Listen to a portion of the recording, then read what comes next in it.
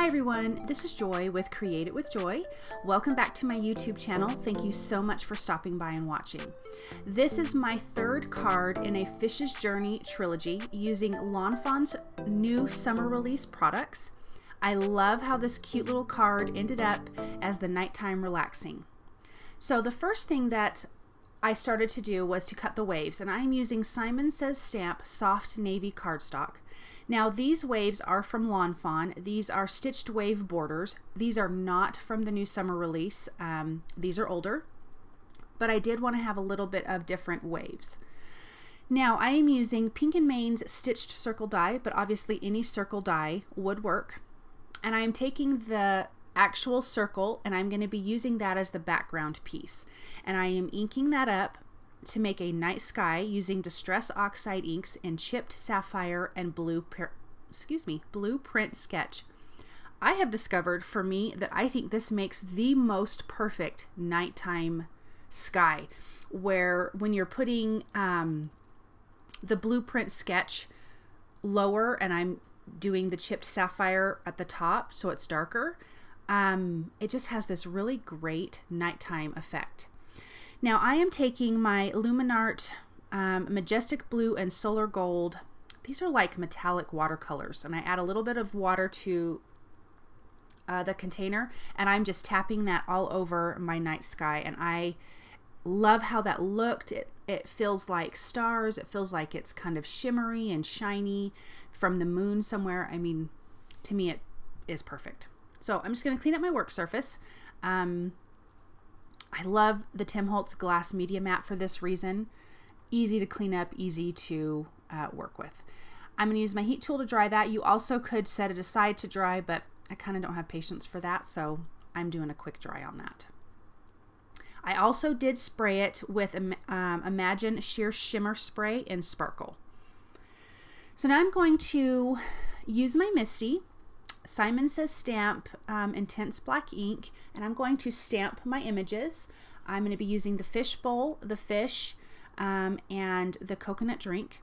These images are from Lawn Fawn's On the Beach and Keep On Swimming.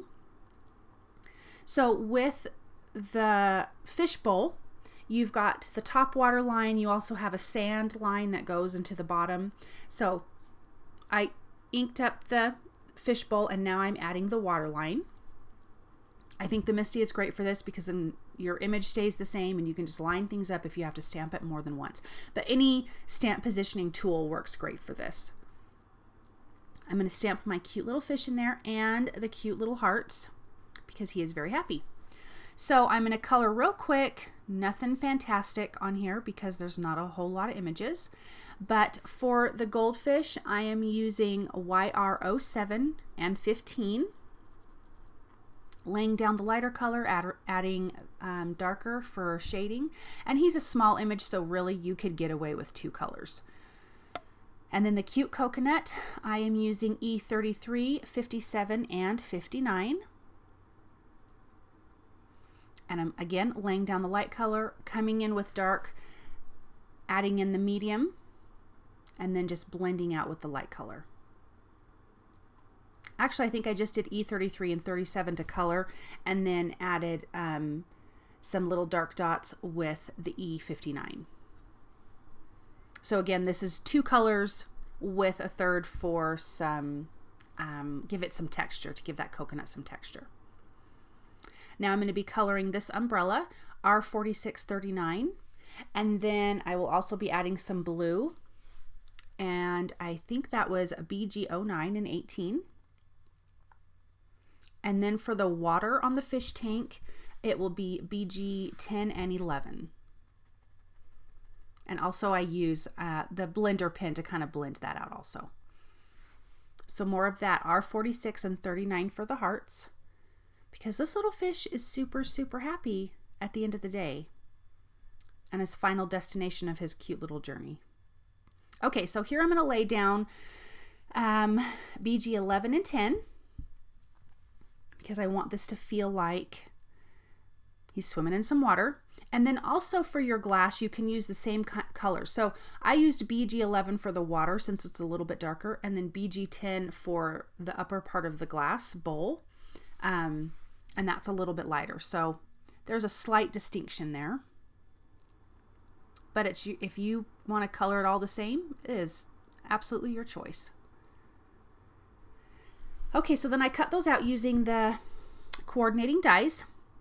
And so now I have got the piece where the circle is cut out using that circle die. I'm lining it up to my A2 size card base, and I'm going to lay some glue down. That way I can insert that colored piece that we inked up earlier. And then it fits perfect. It's perfectly centered. You know where it's going to be. So I'm going to let that dry. You could have also used a tape runner. That would be perfectly fine as well. So now I used Lawn Fawn's Tropical backdrop, and I cut out the palm trees from that. And I also cut out a really dark brown sand hill.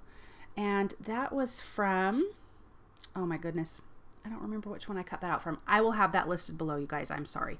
It's one of their other new, I think it was their palm tree border. I think that's what it was. But I'm going to be gluing these palm trees together. I used Noble Fir cardstock from Lawn Fawn for the palm tree fronds, and then I just had some dark brown cardstock in my stash that I used for the trunk and for the sand. Because it's nighttime, I wanted the trees, the sand, the waves, and everything just to be darker, because that's what it would look like. So that is also why I used the navy, the soft navy cardstock for the waves. Also, when I sprayed that sheer shimmer spray sparkle, I did it on the background and the waves, so that would all have like that really pretty glitter glistening effect. So now here are the little cluster of coconuts, and I am using the E50, let me see, the E59, and adding the cute little, the 3 little holes that you would add and some little dots around. So it has a little bit of character. The image is not so flat. And I will be gluing those down to the palm trees. So finish doing that. A little bit of detail. So now I'm going to glue these 3 waves together. And I'm gluing them pretty close because in this circle it's a pretty tight image, small, and I really wanted that nighttime sky to have a lot of room. So if you notice the finished picture, the nighttime sky is almost half of this image, and that's how I wanted it to be. It was kind of my favorite, and it inspired me on another card that will be coming up soon that turned out really super, super cute.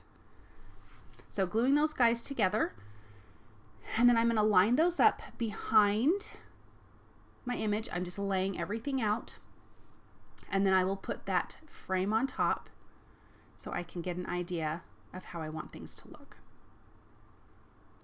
So I'm using Lawn Fawn's glue tube. I do have to say I really, really like this glue. Okay, laying that down. Now I'm going to lay down my sand. And the sand is just, you know, a little bit of an afterthought. Not an afterthought, that's not what I mean.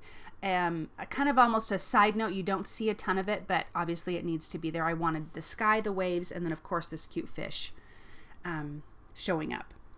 So I'm going to have I'm going to glue the hammock, and I cut that out of craft cardstock, the front piece, and the back piece is cut out of, I think this was mermaid cardstock from Lawn Fawn.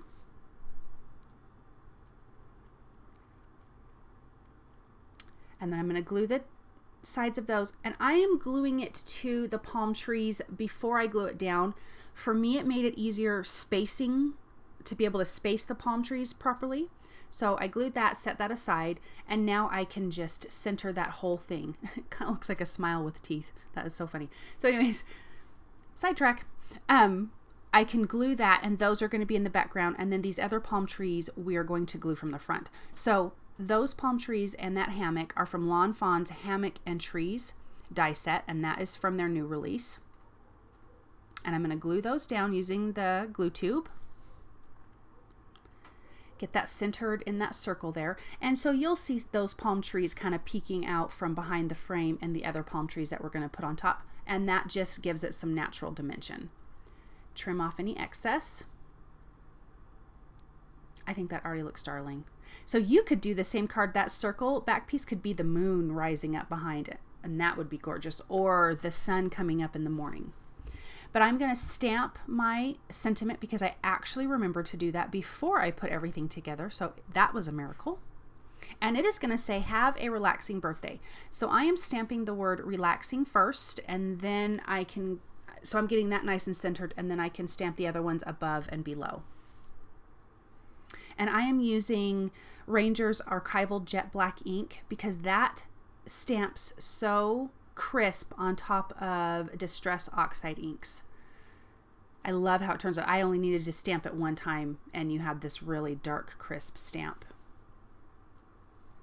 Now I'm going to be stamping birthday, making sure that's nice and straight and lined up.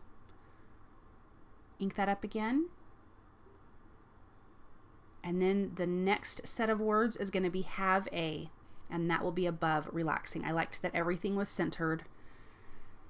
You also could have done this with clear embossing ink and white embossing powder, and that would have been really beautiful. That would have popped off the page. For me, I just really wanted everything to stay nice and dark, like it was nighttime. So now I'm going to glue on the cute little coconuts that we colored earlier.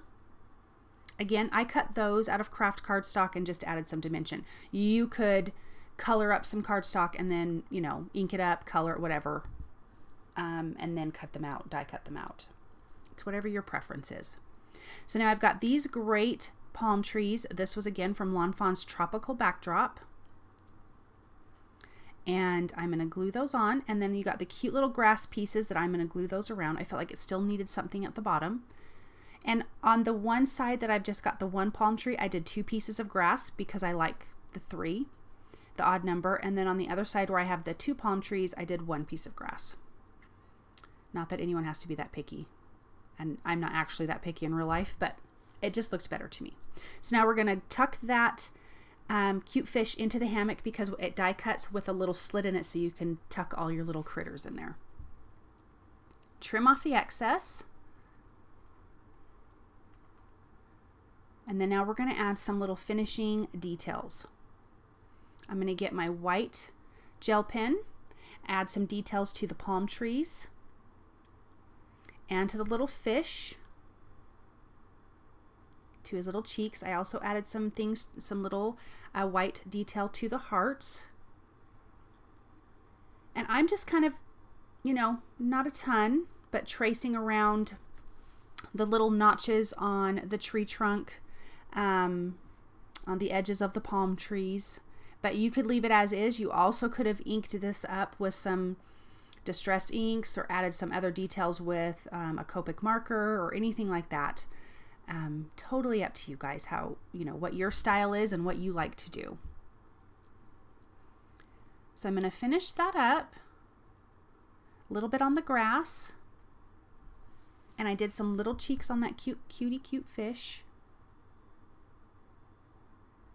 I'm just eyeballing everything, you guys. And then I did add some white dots to the background of the sky, where we had, remember we had flicked some of that blue and gold paint onto there and a little bit of white dots, and I like how that turned out. I'm always lifting and checking and looking in different light to see what I like or what I missed, and that turned out really, really cute. So now I'm going to add some glossy accents to the umbrella of the drink and to the straw, and also to those little hearts. Also onto the coconuts. And that just gives a little shiny dimension on things. If you guys haven't used glossy accents, you need to. But isn't that a fun, cute card? I love this little trilogy series of this little fish on a journey. Thank you guys so much for stopping by. I appreciate all of your support so very much. If you like what you've seen, please thumbs up, subscribe, please share with your crafty friends. I really appreciate it. There are affiliate links below. It costs you nothing, but it does continue to help me. Thank you, and I'll be back.